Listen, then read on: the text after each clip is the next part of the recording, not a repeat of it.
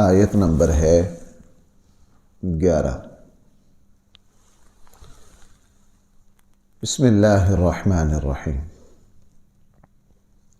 الحمد للہ رب العالمین والصلاة والسلام علی سید الانبیاء والمرسلین وعلی آلہ واصحابہ اجمعین۔ اما بعد فاعوذ باللہ من الشیطان الرجیم۔ بسم اللہ الرحمن الرحیم۔ فلما اتاها نودی یا موسیٰ انی انا ربک فاخلع نعلیک انک بالوادی المقدس طوی وانا اخترتک فاستمع لما یوحی اننی انا اللہ لا الہ الا انا فاعبدنی واقم الصلاة لذکری ان الساعة آتیة اکاد اخفیها لتجزى كل نفس بما تسعى فلا يصدنك عنها من لا يؤمن بها واتبع هواه فتردى۔ صدق اللہ مولانا العظیم۔ فلما اتاها، پھر جب حضرت موسیٰ علیہ السلام اس آگ کے پاس آ گئے، نودیا یا موسیٰ، آواز دی گئی موسیٰ کو، انی انا ربک، یقیناً میں ہی آپ کا پروردگار ہوں، میں ہی آپ کا رب ہوں۔ یہ ایک انسان کا پہلا سبق ہے۔ یہاں جو اللہ تعالیٰ نے وحی میں جو کچھ فرمایا وہ پورا کا پورا دین اللہ تعالیٰ نے قرآن کریم میں ان الفاظ میں ہمارے سامنے رکھ دیا۔ سب سے پہلی بات یہ فرمائی، میں ہی تیرا ایاک نعبد و ایاک نستعین۔ جب ہم کہتے ہیں تو اس سے پیچھے یہ بھی کہتے ہیں الحمدللہ رب العالمین، سارے جہانوں کو پالنے والا وہ اللہ ہے۔ فاخلع نعلیک، اپنا جوتا اتار دیجئے۔ یہ ادب کی جگہ ہے جہاں اللہ تعالیٰ کی تجلی ہے۔ میں نے عرض کیا تھا یا تو موسیٰ علیہ السلام کے جوتے ناپاک تھے، اور یہ کوئی عیب والی بات نہیں ہے۔ حدیث میں ہے ابو داؤد شریف میں کہ رسول اللہ صلی اللہ علیہ وسلم نماز پڑھا رہے تھے، آپ علیہ السلام نے نماز کے درمیان میں اپنا جوتا اتار کے ایک طرف رکھ دیا۔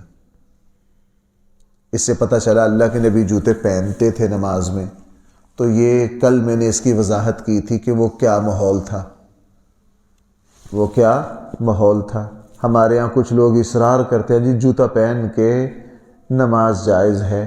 بھائی وہ اس ماحول میں جائز ہے، آپ نے کہیں عید کی نماز کھلے میدان میں پڑھنی ہو نا، آپ کا جوتا پاک ہو تو آپ پہن لو جوتا، آپ کو کون روکتا ہے؟ رسول اللہ صلی اللہ علیہ وسلم نے یہ بھی فرمایا کہ اپنی مسجدوں کو پاک رکھو، یہ بھی فرمایا اپنی مسجدوں کو صاف ستھرا رکھو۔ رسول اللہ صلی اللہ علیہ وسلم نے یہ بھی دیکھا کہ مسجد میں تشریف لائے، مسجد کی دیوار پر کسی نے تھوک رکھا تھا، آپ علیہ السلام نے اس کو صاف لگے کرنے، ایک صحابی آگے بڑھے، آپ نے ان کو روک دیا، خود آگے بڑھ کے اس کو صاف کیا، اور پھر خوشبو منگوائی، اس جگہ پہ خوشبو لگائی۔ ہم نے بس ایک طرح کی دیکھو علماء، محدثین، فقہاء ایک موضوع کے متعلقہ جتنی احادیث ہوتی ہیں نا ان سب کو لاتے ہیں۔ ہم یک طرفہ ٹریفک کے قائل ہیں، بس وہ سن لیا کہ رسول اللہ صلی اللہ علیہ وسلم نماز پڑھا رہے تھے، حضرت حسن کو گود میں اٹھا رکھا تھا، بس اب بچے کو لاؤ مسجد میں، بچے لا کے جو مسجد میں جتنا مرضی شور کریں، وہ کہتے ہیں وہ پتہ نہیں کس ترکی کے دانشور کا قول یاد کر رکھا ہے کہ وہ مسجد نہیں ہے جس میں پیچھے بچوں کا شور نہ ہو۔ یہ بھائی ترکیوں کا قول ہو سکتا ہے، ہمیں ترکیوں کا قول نہیں چاہیے، ہمیں مدینے والے کا قول کافی ہے۔ امام الانبیاء صلی اللہ علیہ وسلم کا ارشاد ہمارے لیے کافی ہے، ہمیں کسی اور سے کوئی لینا دینا نہیں ہے۔ اب مجھے میں درمیان میں پھنسا ہوتا ہوں، ہر بندہ نے آ کے غصہ ہم پہ نکالنا ہوتا ہے۔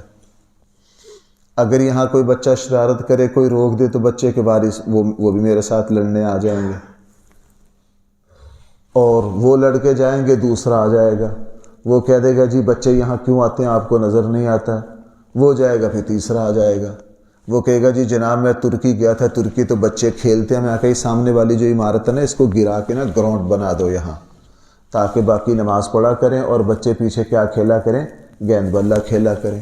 دی میں تو سمجھا کے تھک گیا، بعض باتیں پھر ہم مال کے یار کیا کر سکتے ہیں۔ حالانکہ دیکھو بھائیو، رسول اللہ صلی اللہ علیہ وسلم کی صحیح حدیث ہے، آپ نے فرمایا ناسمجھ بچوں کو مسجد میں نہ لاؤ۔ مسجد میں وہ بچے آیا کرتے تھے جن کو مسجد کی تھوڑی بہت ہی سمجھ ہو، اللہ کے نبی نے فرمایا۔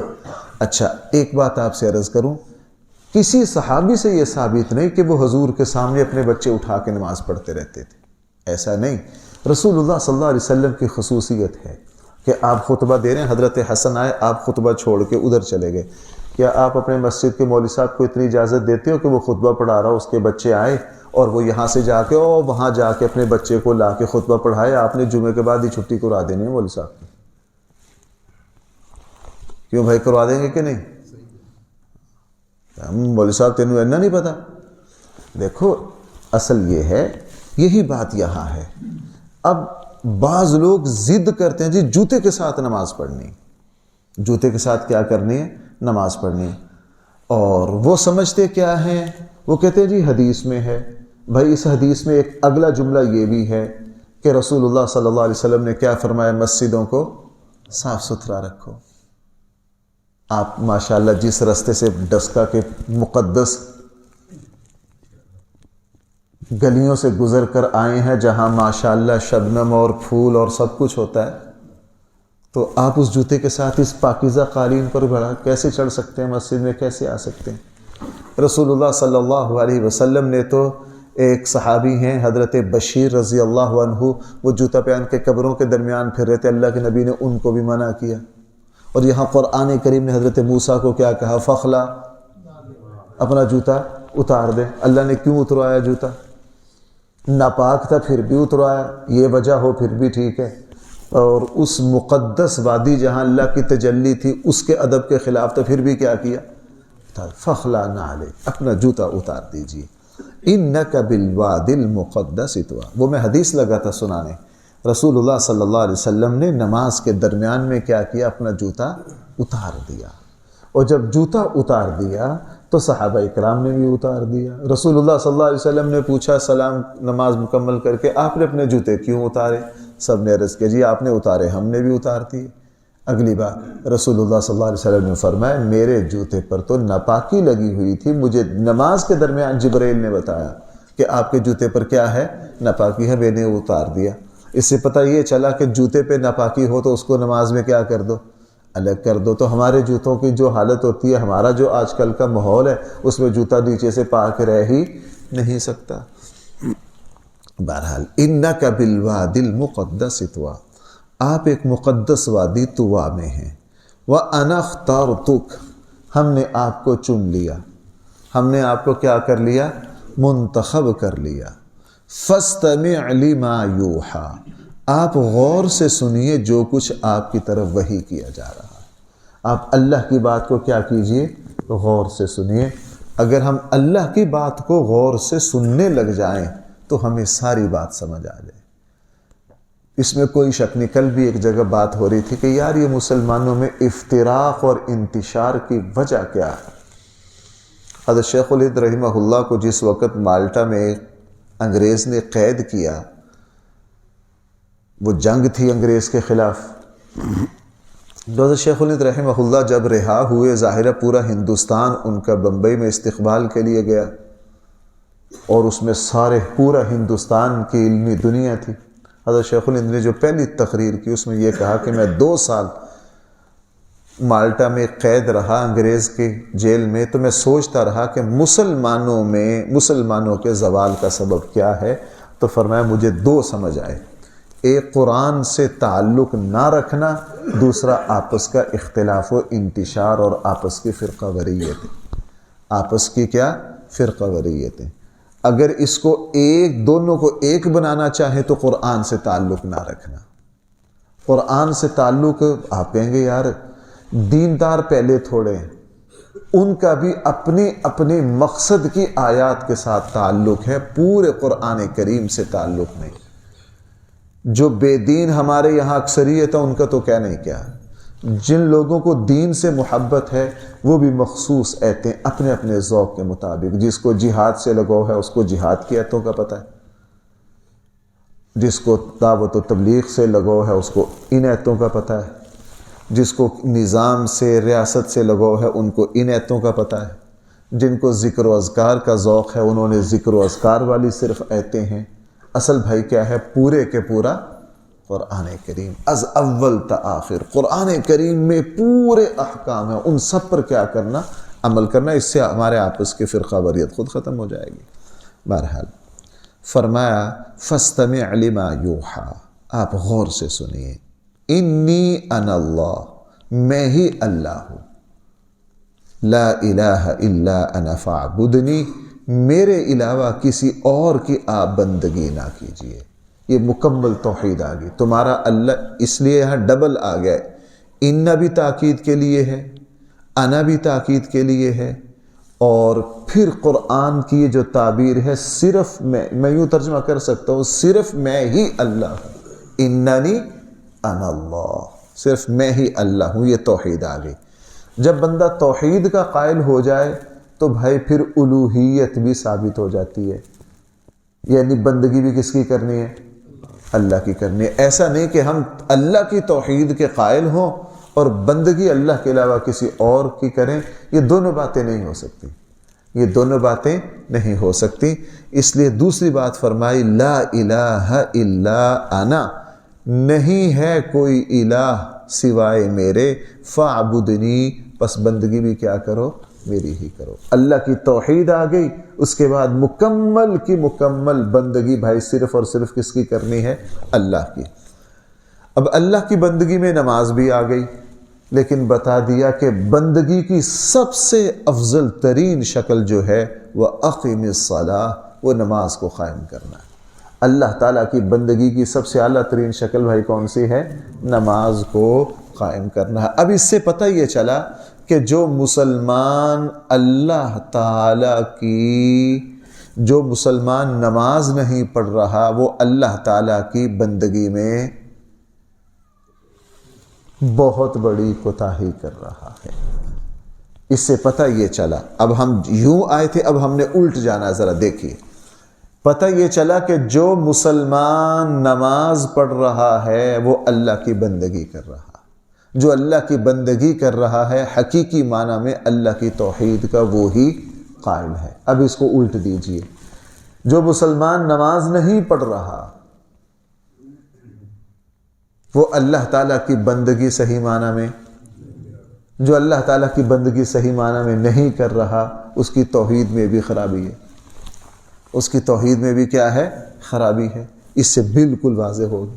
اس لیے نماز جو ہے ہمیں اللہ تعالیٰ کی توحید کا قائل ہونا ہے، اور پھر ہمیں سارے معاملات میں بندگی اللہ کی کرنی ہے، اور اس کی سب سے بڑی دلیل کیا بنے گی، نماز بنے گی۔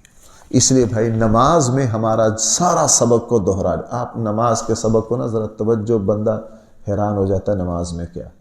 جب دیکھو نماز کا وقت آئے، سب سے پہلے مؤذن نے کیا کہا ہے، مؤذن نے جو پورا سبق علل اعلان کیا ہے، ہم نماز، مؤذن بھی شروع ہوا تھا اللہ اکبر اللہ سے، اور ہم نماز کہاں سے شروع کر رہے ہیں، اللہ اکبر اللہ اکبر۔ اچھا، آپ پوری نماز کے اذکار کو مد نظر رکھیے۔ جو مسلمان نماز پڑھتا ہو، میں کہہ رہا ہوں اس کو زیب نہیں دیتا کہ وہ شرک کے قریب بھی پھٹک جائے۔ جو مسلمان نماز سمجھ کے پڑھتا ہو وہ پھر کسی سے مرغوب ہو جائے نہ، وہ اپنی امیدیں کسی اور سے وابستہ کر لے، یہ ہو ہی نہیں سکتا۔ اللہ تعالیٰ کی بڑائی بھائی جب دل میں آتی ہے نا تو پھر غیر اللہ دل میں رہ نہیں سکتا۔ حضرت سعید بن جبیر رحمہ اللہ بڑے تابعین میں سے، فقہا تابعین میں سے، حجاج بن یوسف بدبخت نے ان کو قتل کیا تھا، شہید کیا تھا۔ وہ بڑا لمبا مکالمہ ہوا تھا آخری وقت میں، جب حضرت سعید بن جبیر کو شہید لگے نا کرنے، حجاج کے سامنے سر لگے قلم کرنے، تو بڑا علمی مکالمہ ہوا حضرت سعید بن جبیر کا۔ حجاج نے جب شہید کر دیا تو حضرت سعید بن جبیر کے جسم سے خون بہت نکلا۔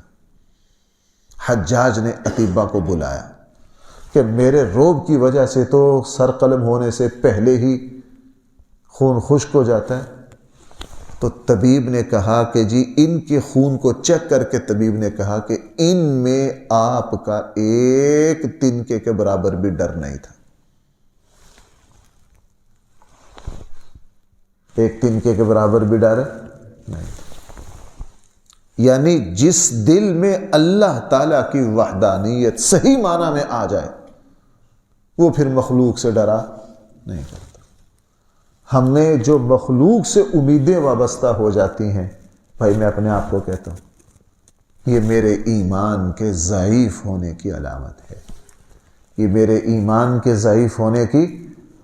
جو اللہ تعالیٰ پر پختہ ایمان یقین رکھتا ہو، اللہ کی الوہیت کا قائل ہو، وہ پھر مخلوق سے بالکل کیا ہو جاتا ہے؟ بے نیاز ہو جاتا ہے۔ یہاں حضرت موسیٰ علیہ السلام نے اب فرعون کے پاس جانا ہے، اور بھائی اس زمانے کی سب سے بڑی طاقت تھی فرعون۔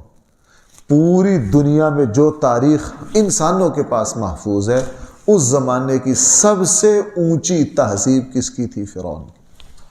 اللہ تعالیٰ نے پہلے ہی اس میں کوٹ کوٹ کے، ایک تو نبی پیدائشی طور پر پاکیزہ فطرت ہوتا ہے، اب اللہ تعالیٰ نبوت دے رہے ہیں تو ان کے دل میں یہ چیز پیدا کر دی کہ جناب مصر جا رہے ہو، فرعونیوں کی کسی چیز کی کوئی پرواہ نہ کرنا۔ اور یہی معاملہ رسول اللہ صلی اللہ علیہ وسلم اور آپ کے صحابہ کا ہوا۔ ایران کو فتح کیا، عراق کو فتح کیا، کسی چیز نے ان کو متاثر نہیں کیا۔ اننی انا اللہ، یقیناً میں ہی اللہ ہوں، لا الہ الا انا، میرے علاوہ کوئی تمہارا معبود، فاعبدنی، بس تم نے میری ہی بندگی کرنی ہے، وَأَقِمِ الصَّلَاةَ لِذِكْرِي، اور نماز کو قائم کرنا ہے کس کے لیے؟ بھائی اس کو تو پکا کر لو نا، میری یاد کے لیے۔ نماز کو قائم کرنا ہے کس کے لیے؟ میری یاد کے لیے۔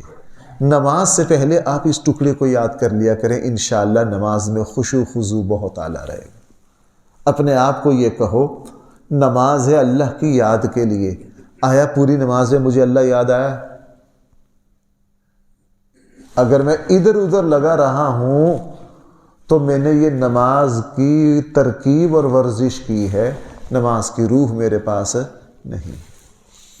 نماز وہی ہے جس میں بندہ بھائی کس کی طرف متوجہ ہو؟ وہ کسی اللہ والے سے کہا جی اپنے خاص اوقات میں آپ مجھے بھی یاد رکھنا، اس نے کہا بندہ خدا جب اللہ کو یاد کر رہے ہیں اس کے درمیان میں اگر تم آگے تو وہ خاص اوقات کدھر ہے؟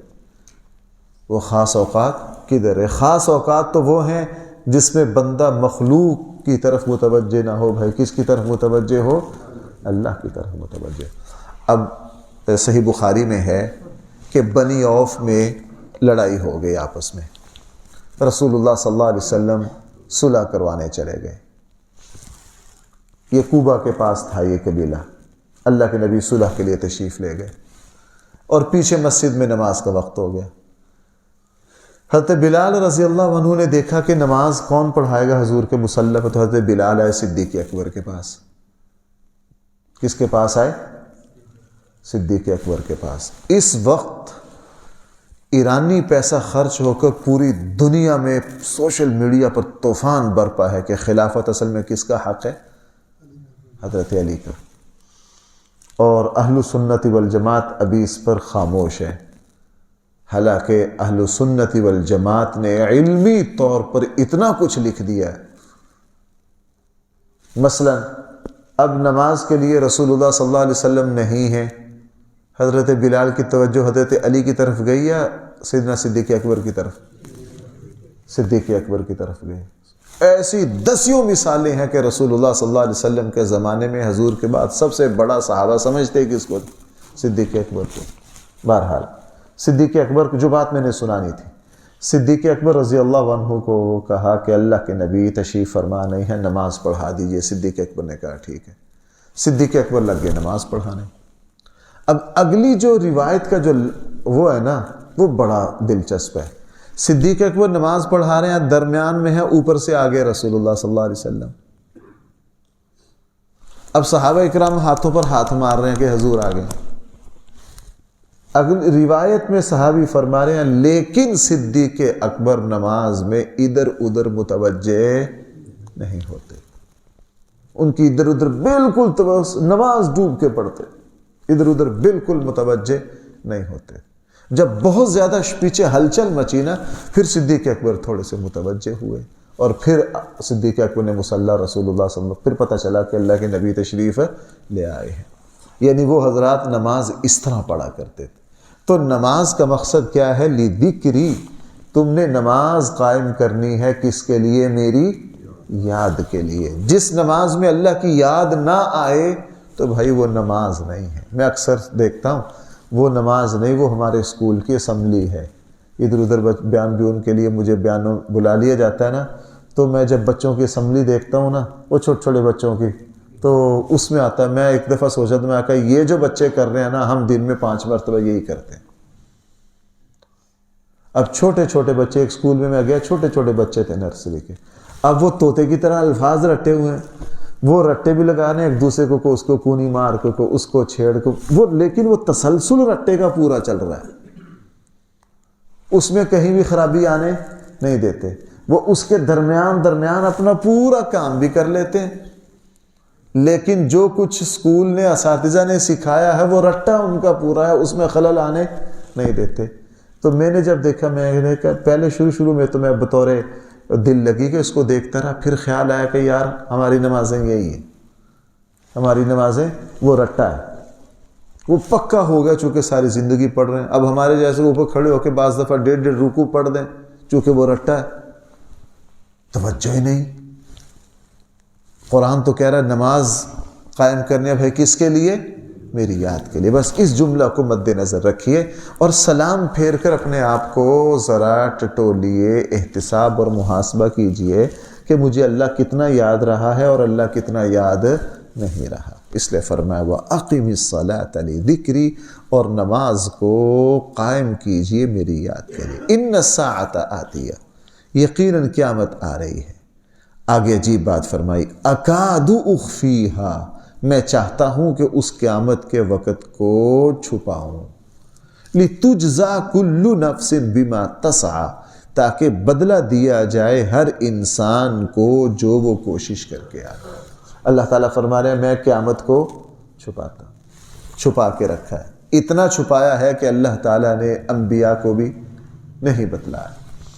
حدیث جبریل میں جب پوچھا قیامت کب آئے گی تو رسول اللہ صلی اللہ علیہ وسلم نے حضرت جبریل سے کیا فرمایا، جس طرح تجھے نہیں پتا اس طرح اس سے پتہ چلا حضرت جبریل کو بھی نہیں پتا، اور جب فرشتوں کے سردار کو نہیں پتا تو حضرت اسرافیل جس نے سور پھونکنا ان کو پتا ہوگا۔ یعنی جس فرشتے نے قیامت کا سور پھونکنا ہے اس کو بھی ٹائم ٹیبل کا پتہ نہیں ہے۔ کیوں؟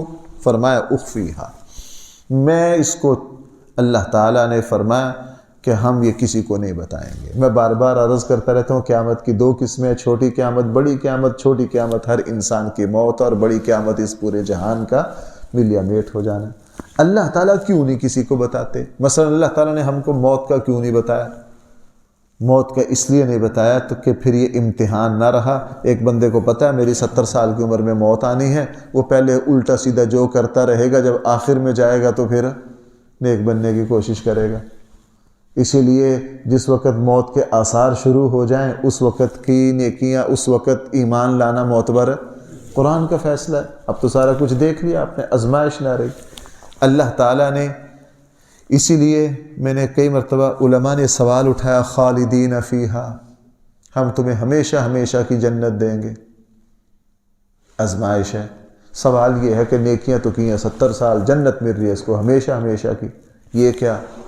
وہ اس لیے مل رہی ہے کہ اس مسلمان نے اپنی تربیت کے ذریعے جس ایمان اور نیک عمل پر یہ کھڑا ہوا ہے یہ ایمان اور نیک عمل اس مسلمان کو اتنا محبوب ہے کہ اگر اس کی 1000 سال نہیں لاکھوں سال بھی عمر ہو جائے، یہ اس ایمان اور اس نیک عمل کو چھوڑنے کے لیے تیار ہے۔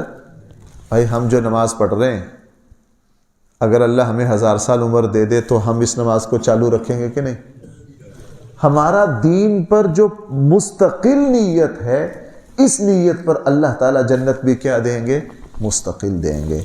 بہرحال فرمایا کہ اکاد اخفیہا، ہم نے اخفیہا اس قیامت کو چھپا دیا ہے، لتجزا تاکہ بدلہ دیا جائے، کل نفس ہر انسان کو، بما تسعی جو وہ کوشش کرے، فلا یصدنک عنہا تجھے نہ ہٹا دے اس وحی سے، من ایسا شخص لا یؤمن بہا جو اللہ تعالیٰ کے اس پیغام پر ایمان نہ رکھتا ہو، اس کی خیال کرنا، واتبع ہواہ فتردی اور وہ اتباع کرنے والا ہو اپنی خواہشات کی۔ اگر آپ نے ایسا کیا تو آپ سیدھی راہ سے ہٹ گئے۔ یہ جو آیت ہے نا فلا یصدنک، اس سے انشاءاللہ کل دوبارہ چلیں۔ الحمدللہ رب العالمین والصلاة والسلام علی سید الانبیاء والمرسلین وعلی آلہ واصحابہ اجمعین۔ ربنا آتنا فی الدنیا حسنہ وفی الآخرۃ حسنہ وقنا عذاب النار۔ صلی اللہ تعالی علی خیر خلقہ سیدنا مولانا محمد وآلہ واصحابہ اجمعین برحمتک۔